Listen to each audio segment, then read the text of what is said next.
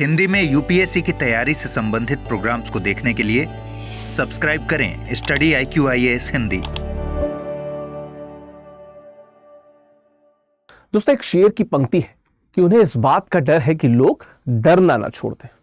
संपूर्ण विश्व में इस समय सिर्फ एक व्यक्ति की बहुत चर्चा है, वही व्यक्ति जो संपूर्ण विश्व में अशांति का जनक बना बैठा है, लेकिन किंचित लोगों को लगता है कि वो इतना ज्यादा शांति का पथ प्रदर्शक है कि उसे शांति का नोबेल पुरस्कार मिल जाना चाहिए। बहुत से लोगों ने समर्थन किया और एक भावुक सहृदय महिला ने अपना नोबेल उसे दे भी दिया। खैर, आज हम उस नोबेल वाले प्रकरण की बात नहीं करने चाह रहे। आज हम बात करेंगे जो बोर्ड ऑफ पीस का गठन हुआ है गजा में। फिर से बताता चलूं, Gaza is not a good pronunciation. Gaza एक सही प्रोनाउंसिएशन माना जाता है, गजा हिंदी माध्यम के लिए खासकर। तो गजा में एक बोर्ड ऑफ पीस की बात हुई है। क्यों हुई है आप सबको पता है कि वो जो फिलिस्तीन बनाम इजराइल का वर्षों से युद्ध चल रहा है, कौन वास्तविकता में गजा क्षेत्र का उत्तराधिकारी है, हकदार है। हमास वर्सेस इजराइल देखा, फिर बड़े स्तर पर युद्ध देखा, फिर एक शांति समझौता भी देखा। अक्टूबर 2025 का वो दिन भी जब विभिन्न देश, जैसे हम कतर की बात कर लें, है ना, हम तुर्की की बात कर लें, हम इजिप्ट की बात कर लें, यूएसए, एक साइन पीस होती है 20 पॉइंट की कि किस प्रकार से गजा क्षेत्र में शांति बहाली की जाए। इजराइल बहुत ज्यादा उसके समर्थन में नहीं रहता, ये सब हमने देखा। लेकिन आज हम बात करेंगे इस बोर्ड ऑफ पीस की। इसमें शामिल बहुत से नेताओं की, टोनी ब्लेयर, मार्क रूबियो, बहुत सारे ऐसे लोगों की जो थोड़े से नेपथ्य में चले गए थे, वापस से सामने आए हैं। बहुत से देशों के पास इन्विटेशन गया। शुरुआत में ऐसा कहा जा रहा है भारत के पास नहीं था, फिर भारत के पास भी इन्विटेशन आया।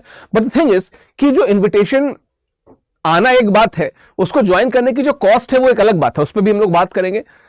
पुतिन साहब को इन्विटेशन आया या नहीं आया, इस पर भी हम लोग बात करते चलेंगे। चलिए, इस पर ही बात करेंगे करंट अफेयर्स के दृष्टि से, IR के दृष्टि से एक इंपॉर्टेंट टॉपिक है। चलिए, इसके पहले आगे बढ़ो। ये मेरा टेलीग्राम है, इंस्टाग्राम है, स्कैन करिए, जुड़िए। यहीं पे PDF मिलेगी। मैं 3 या 4 दिन में सारी PDF एक बार डाल देता हूं। कोशिश करूंगा, समय मिलेगा तो जल्दी भी डालने का प्रयास करूंगा। चलिए, युद्ध से शांति तक की योजना क्या है, अगर हम देखें तो 7 अक्टूबर 2023 को संघर्ष का आरंभ हुआ। हम सब ने देखा, इजरायली हमला हुआ, बहुत सारे युद्धों को हमने वहां पे युद्ध प्रतीकों को वहां पे हमने देखा था।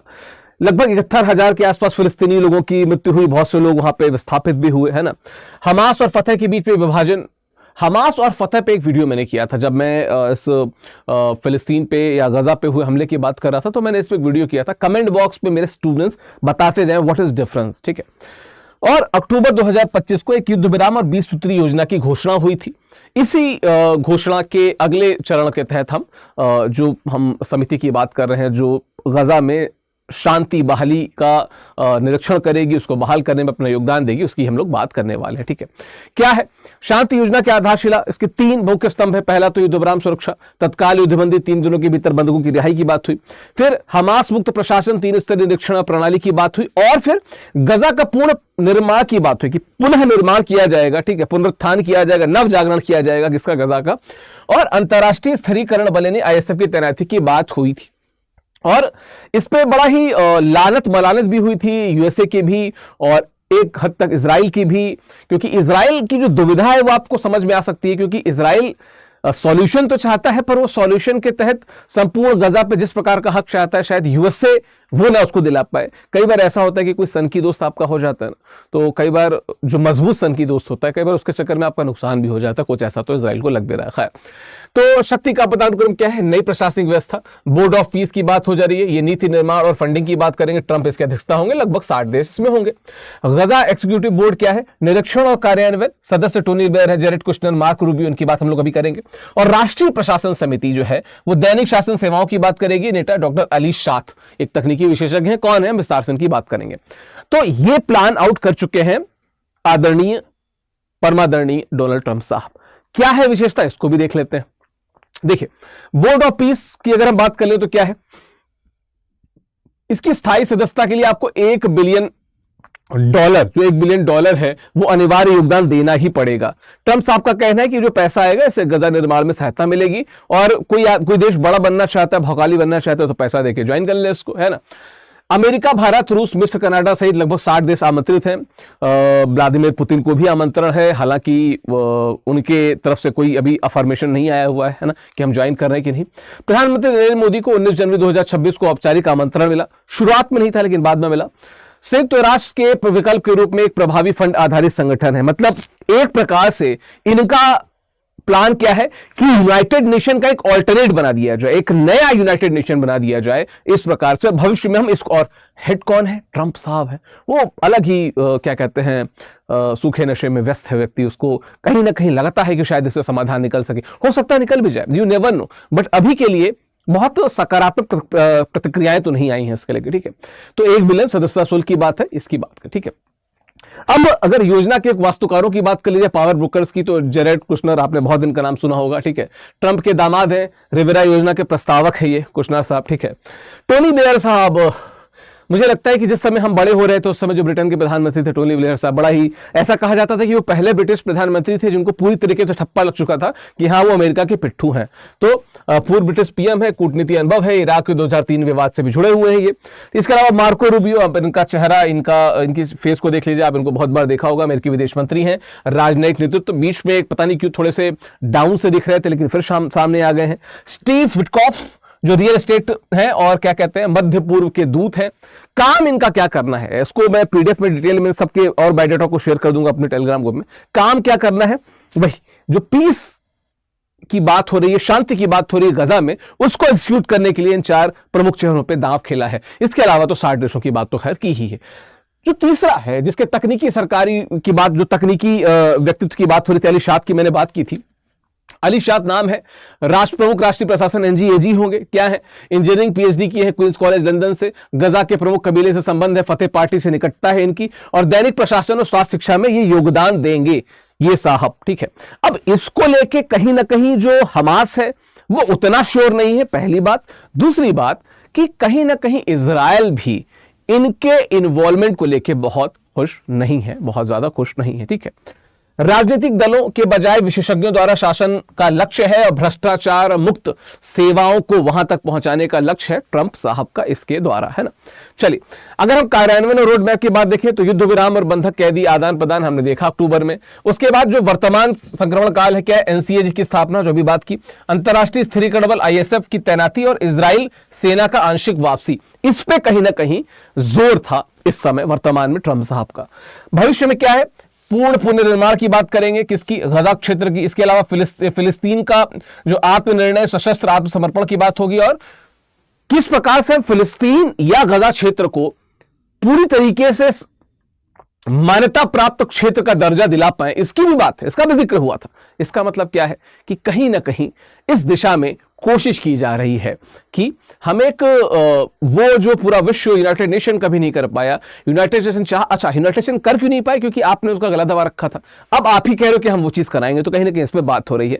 अब बहुत से ऐसे देखिए, अब यहाँ पे देखेंगे बहुत सारे देश ऐसे हैं जो नाखुश हैं, बहुत सारे ऐसे देश जो समर्थन में हैं। अब इसमें जैसे हम तुर्की की बात कर लें, कतर की बात कर लें, इजराइल को इनसे आपत्ति थी, इनफैक्ट वहां पर इजिप्ट भी था, वो भी इस जो 20 पॉइंट हमने देखा था एजेंडा अक्टूबर 2025 में ट्रंप द्वारा, उसमें ये तीनों देश शामिल थे। लेकिन कहीं ना कहीं तुर्की और कतर को लेके इजराइल खुश नहीं है, इजराइल बहुत ज्यादा नाखुश है। खैर, अगर हम बात करें तो कूटनीतिक प्रभाव स्थिरता के लिए समर्थन दिया, सुरक्षा पे जो दक्षिणपंथी गुट का इन्होंने विरोध किया हुआ है, और कहीं ना कहीं हमास को फंडिंग के आरोपों के कारण योजना से बाहर है कौन? ये लोग, कि हम नहीं शामिल होंगे इसमें। तो कुछ लोगों ने विरोध किया है, कुछ लोगों ने नहीं किया है ना। आ जाते हैं, क्या है चुनौतियां इजराइल और हमास का द्वंद्व। हमास ने क्या किया, इसी द्वंद्व को मैं लगातार कहने की बात कर रहा हूं। हमास ने क्या कहा कि शर्तें स्वीकार की, लेकिन विसैनिकरण यानी कि हथियार छोड़ने पे संशय है कि हम छोड़े या ना छोड़े। अब हथियार छोड़ना क्या होता है मैं समझा दूंगा, विसैनिकरण क्या होता है। इजराइल का द्वंद्व क्या है कि सुरक्षा सर्वोपरि, गजा को आतंकवाद मुक्त करने की जिद है। अब प्रश्न क्या है कि क्या वे सत्ता पूरी तरह से छोड़ेंगे हमास लोग? इनका प्रश्न दबाव पे क्या है कि नेतन्याहू गठबंधन का कड़ा विरोध है कि नहीं, हम हमास को साथ लेके तो आगे नहीं चलने वाले। तो ये द्वंद्व है, अब इससे कैसे नेतन्याहू साहब निकलेंगे, रहेंगे सत्ता में कि नहीं, सब पे संघर्ष का बिंदु क्या है कि विसैनिकरण होगा कि नहीं होगा, और जो देश बनेगा वो संप्रभु यानी कि सोवरेन होगा कि नहीं होगा, क्षेत्र सोवरेन होगा कि नहीं होगा। सोवरेनिटी का एलिनेशन किसकी तरफ होगा, हमास की तरफ होगा या इजराइल की तरफ होगा, इसमें भी कहीं ना कहीं बात है, ठीक है। अगर आलोचनात्मक मूल्यांकन करें तो दोष क्या क्या है? उपनिवेशवाद का डर, पश्चिमी नियंत्रण का रूप, यूएसए काबू करना चाह रहा है, वैनिटी प्रोजेक्ट, ट्रंप की व्यक्तिगत महत्वाकांक्षाएं अगेन यूनाइटेड नेशन को काउंटर करने की, रिवेरा विकास और वाणिज्यीकरण की जो बात की, शोषण हो रहा है, आर्थिक शोषण हो रहा है, $1 बिलियन तो ले ही रहे हैं, और कहीं जो गजा क्षेत्र को भी वो अलग प्रकार से एक्सप्लॉइट ना कर जाए।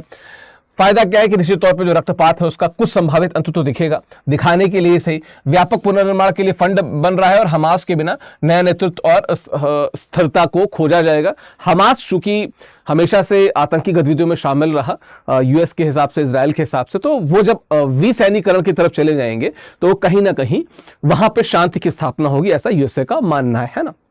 चलिए, संयुक्त राष्ट्र क्या है, अगर हम दोनों को कंपेयर करें तो क्या है, प्रस्ताव नवंबर 2025 द्वारा इसका समर्थन हुआ, लेकिन फंडिंग में कटौती कर दी गई।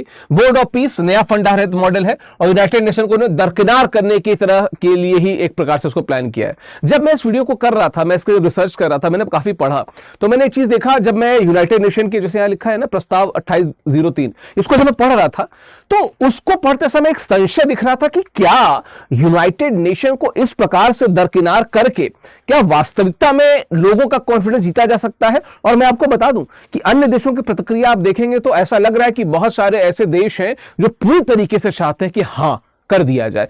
एक कारण यह भी है कि पिछले 30-40 वर्षों में जो यूनाइटेड नेशन जितना कमजोर दिखा है, जितना वृद्ध दिखा है, कहीं ना कहीं बहुत से देशों का मन है कि यूनाइटेड नेशन का कुछ ऑल्टरनेट मिल जाए, लेकिन वहीं पे एट द सेम टाइम लोगों को यह भी डर है कि अगर ट्रंप जैसा व्यक्ति इस संस्था को चलाएगा तो भविष्य कितनी गर्त में जा सकता है।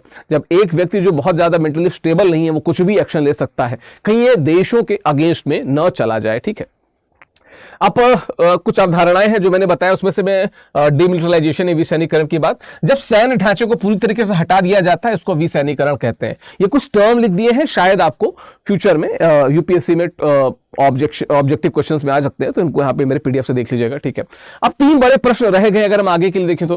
पहला है कि क्या हमास हथियार डालेगा, दूसरा है कि क्या नेतन्याहू सरकार टिकेगी, क्योंकि उनके खिलाफ भी बड़ा टर्मोइल चल रहा है, क्योंकि अभी तक बाकी सरकारें लोहा ले रही थी, इन्होंने वो लोहा गिरवी रख दिया अमेरिका के पास में, ये दिक्कत है।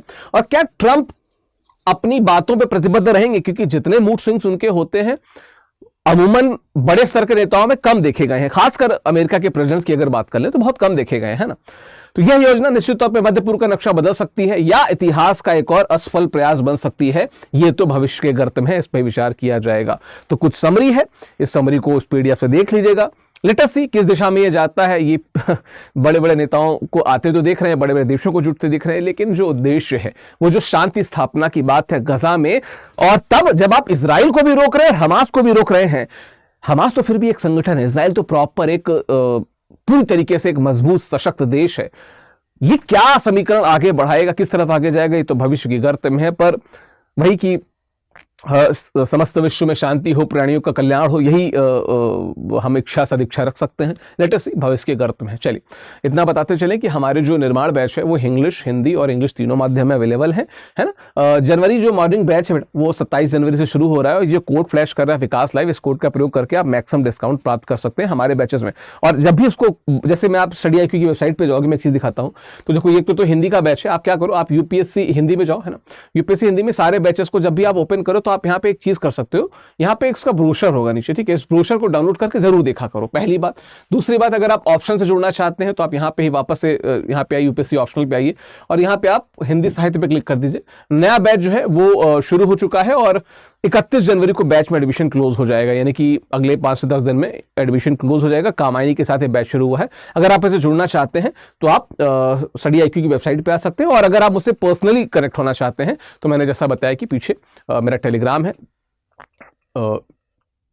इंस्टाग्राम है, यहाँ पे मुझसे कनेक्ट हो सकते हैं, PDF यहीं पे अपलोड हो जाएगा। बाकी इस विषय पे आपकी क्या राय है मुझे बताते जाइएगा। मिलते हैं, बात करते हैं। थैंक यू सो मच, धन्यवाद। हिंदी में यूपीएससी की तैयारी से संबंधित प्रोग्राम्स को देखने के लिए सब्सक्राइब करें स्टडी IQ IAS हिंदी।